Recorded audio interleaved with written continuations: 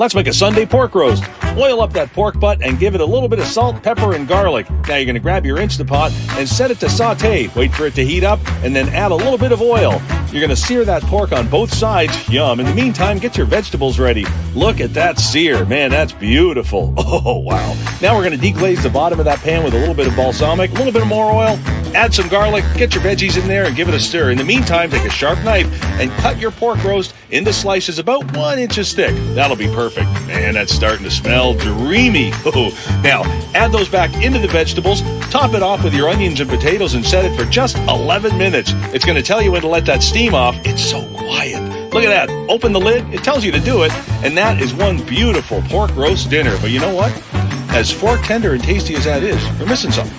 Gravy! Set it back to saute. I like to add a package of pork gravy mixed with a bit of cold water, and that's it. Pork roast dinner with gravy for 8 people. Wow! Chicken Marsala is super easy. You're going to slice up some garlic nice and coarse, then get some parsley ready and slice up some mushrooms, and then fillet some nice thick chicken breasts. That'll give you 6 portions, more than enough. Now, you're going to go ahead and sprinkle some salt and pepper on both sides of that chicken.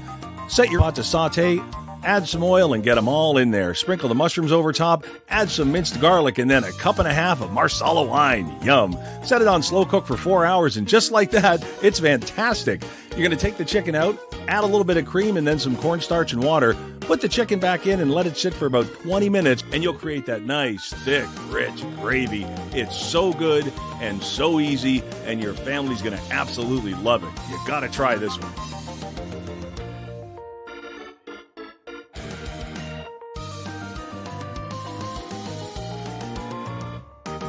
You gotta try ribs in an Instant Pot. They're so good. Take that silver skin and peel it off. It's very satisfying. And then you're gonna grab some mustard. I like a spicy mustard and massage it in real good. What that's gonna do is hold on to that rub and hold on to that spice. Make sure you hit both sides. Grab your Instant Pot and take your ribs and put them in a bit of a circle and pop them in. Now you can do 2 racks if you want. We're just gonna do 1. And I'm gonna set that for 35 minutes. Yeah, 35 minutes, not 6 hours. Make sure you got it on cook. It's going to tell you not to open the lid until it's time. We've even got a new exhaust vent that makes it so much quieter. Pop that lid off and they're done. Now it's time to sauce them up. I like to use about a 1/2 bottle, pop that lid back on and put them in for 2 more minutes. Let off the steam and you are eating. Look at those. Those are some of the best fall off the bone baby back ribs you ever had. I like a little honey and go to town. Here's a great recipe to try this holiday season. Grab your best knife and finely chop up a few stalks of celery, a couple of carrots, and of course, an onion. You're going to want about 1 cup of each. This is going to help you make an incredible gravy when we're done. So we're going to take about a 5 to 6 pound turkey roast, get it with some salt, pepper, garlic, and then we're going to set our instant Dutch oven to sear.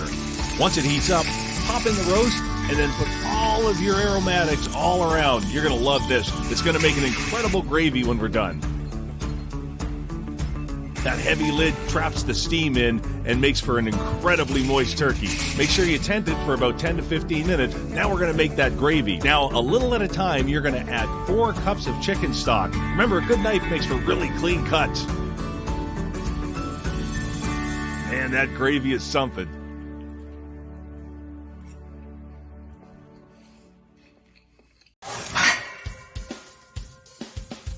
Get some carrots ready, chop up some garlic and some celery and some onions.